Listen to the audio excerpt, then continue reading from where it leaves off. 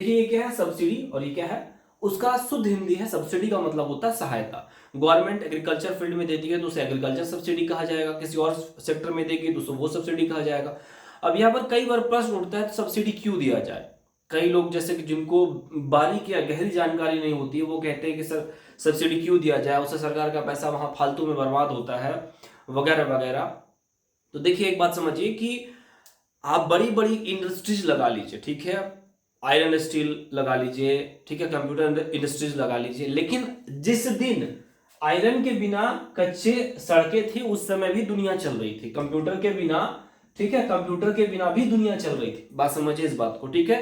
Optical fibre net के बिना भी दुनिया चल रही थी, लेकिन गेहूं, ठीक है, वीट राइस, ठीक है, वीट राइस, आटा चावल दाल, इनके बिना जीवन नहीं चलने वाला। समझ में आया। तो ये क्या है, सबसे बड़ा चीज होता है ना कि मूल जो निवास होते हैं, रोटी कपड़ा और मकान, तो सबसे प्रथम में आता है रोटी। ये छोटी मोटी बातें नहीं है जो हमारे पहले जो एक्सपर्ट लोग कह के गए हैं मूवी में इस्तेमाल होता है। 2 दिन का अगर आपको अनाज ना मिले, 2 दिन का अनाज ना मिले, तो आप अपनी सारी फैसिलिटीज और जितना स्टैंडर्ड मेंटेन करते हैं सब वो भूल जाएंगे। देखिए अब आते हैं पॉइंट में, एग्रीकल्चरल सब्सिडीज क्यों मस्ट है, क्यों गवर्नमेंट को देना चाहिए। सपोज दैट है कि डब्ल्यूटीओ, देखिएगा इधर से वर्ल्ड ट्रेड ऑर्गेनाइजेशन, ये क्या है कि वर्ल्ड में जितनी कंट्रीज ट्रेड करती है, सपोज दैट है कि ये एक वर्ल्ड है, ठीक है, वर्ल्ड में अमेरिका भी है, चाइना भी है, रशिया भी, सब तरफ से ट्रेड हो रहा है। तो ये क्या करती है, इसको मॉनिटर करती है और मेंटेन करने का काम करती है ताकि किसी की मोनोपोली ना हो। मान लीजिए रसिया का पावर ज्यादा बढ़ गया, या फिर उसके चावल ज्यादा महंगे आ रहे हैं, या फिर मात्र वही चावल बेच रहा है, चाहे अमेरिका है तो अमेरिका ही सिर्फ चावल बेच रहा है और किसी के पास है ही नहीं, ये तो मोनोपोली करेगा, तो चाहेगा तो महंगा बेच सकता है, क्योंकि चावल सबको खाना ही खाना है, अनाज से तो आप दूर रह नहीं सकते।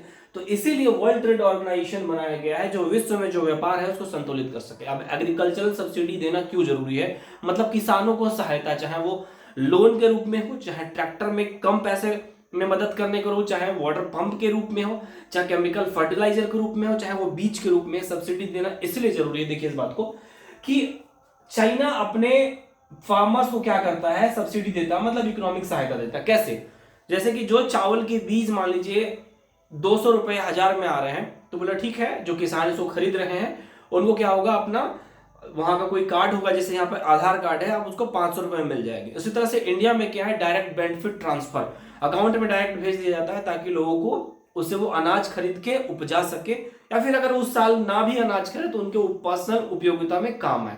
पहले बहुत सारे जो, जब तक डायरेक्ट बेनिफिट ट्रांसफर आधार कार्ड के थ्रू अकाउंट लिंक नहीं था, तो ऐसा कहा जाता था कि 100 रुपए ऊपर से आते थे और नीचे किसानों को आते आते मात्र 1 या 2 रुपए मिलते थे, और कुछ हद तक हकीकत भी थी।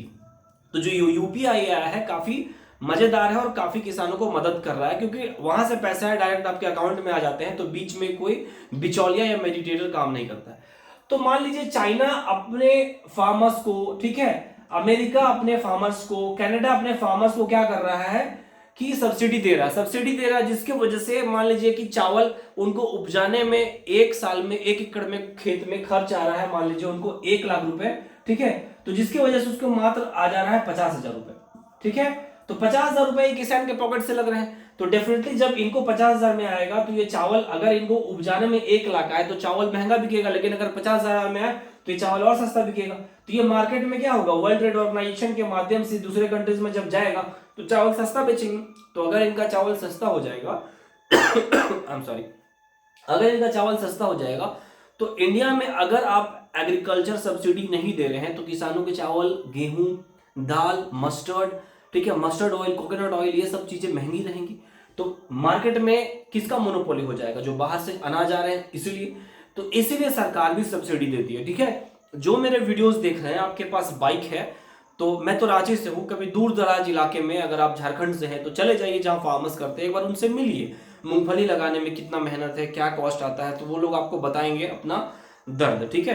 क्योंकि जिनके बड़े बड़े फार्म्स होते हैं, एक बार वो ग्रो कर जाते हैं, देखा 2 साल अगर कोलैप्स भी कर गया या बारिश नहीं हुई तो हो सकता है, ठीक है। पंजाब हरियाणा में सारी फैसिलिटीज वहां शुरू से ही ग्रीन रेवोल्यूशन में स्टार्ट की गई थी, तो वहां पर ये देखा जाता है। तो देखिए इसीलिए एग्रीकल्चर सब्सिडी इसलिए जरूरी है। दूसरा तो ये हो गया कि हमारे किसानों को सुरक्षा, किसानों को सुरक्षा देना क्यों जरूरी है।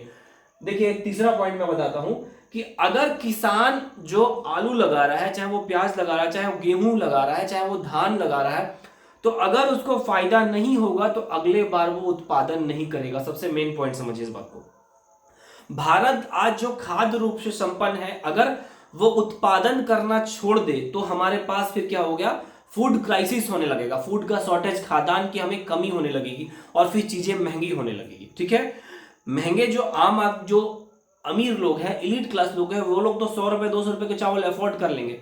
क्या गरीब आदमी अफोर्ड कर पाएगा? नहीं कर पाएगा। 200 रुपए चावल आज जाके खरीदिए ना, अच्छे अच्छे जिनकी सैलरी 1 लाख रुपए है ना, उनके लिए भी पसीने छूट जाएंगे 1 लाख रुपए 200 रुपए चावल केजी खरीदने में।